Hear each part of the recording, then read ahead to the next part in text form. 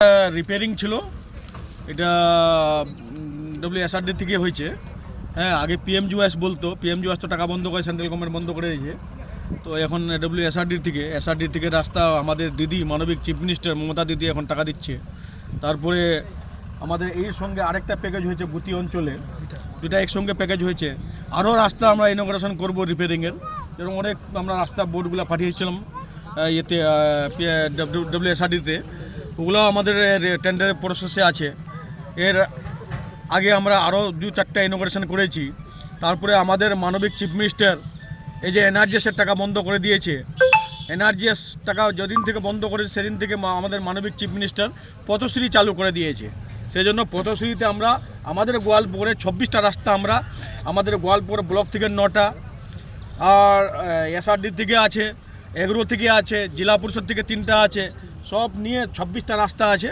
আমরা এই 26টা রাস্তা অনেক টাকার আমাদের, কোনোটায় 1.5 কোটি, কোনোটা 2 কোটি, কোনোটা 1 কোটি, কোনোটা 2.5 কোটি, কোনোটা 50 লাখ, সব অঞ্চলে আমরা ইনোগ্রেশন করছি। আমাদের এমআইসি গুলাম রাব্বানি সাহেব সঙ্গে থাকে আমাদের সঙ্গে, আজকে আসতো এখানে, কিন্তু ও একটা প্রোগ্রামে চলে গেল।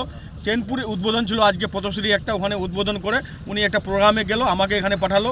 আমার জেলা পরিষদ রিপঞ্জদীপ জৈনুল ভাই আছে এখানে, গ্রাম পঞ্চায়েতের মেম্বার আছে, পঞ্চায়েত সমিতি মেম্বার আছে, এখানকার প্রধান সাহেব আছে এখানে আমার সঙ্গে, আমাদের অঞ্চল প্রেসিডেন্ট আছে, সব আমরা এখানে আসছি আজকে ইনোগ্রেশন করার জন্য। এই রাস্তাটা 2 কিলোমিটার আছে, আর তারপরে গুতিতে আছে, একসঙ্গে একটা প্যাকেজ আছে। কত অ্যামাউন্ট? এটা টাকাটা রিপেয়ারিংয়ের তো 2.90 লাখ টাকা আছে। এটা রিপেয়ারিং হবে, এটা অলরেডি করা আছে, রিপেয়ারিং হবে। ভাঙে গেলে রাস্তা 2 বছর পরে রিপেয়ারিং হয়। কোথায় এই দপ্তর থেকে। এটা আমাদের গোয়াগাঁও 1 জিবিতে এটা হচ্ছে আজকে, আর একটা হবে গুতি অঞ্চলে কালকে। তো সেই জন্য আমি আমাদের মানবিক চিফ মিনিস্টারকে ধন্যবাদ দিচ্ছি, শুক্রিয়া আদাব করছি ওনার। আমাদের অভিষেক ব্যানার্জির ধন্যবাদ দিচ্ছি, অভিষেক ব্যানার্জি শুক্রিয়া আদাব করছি।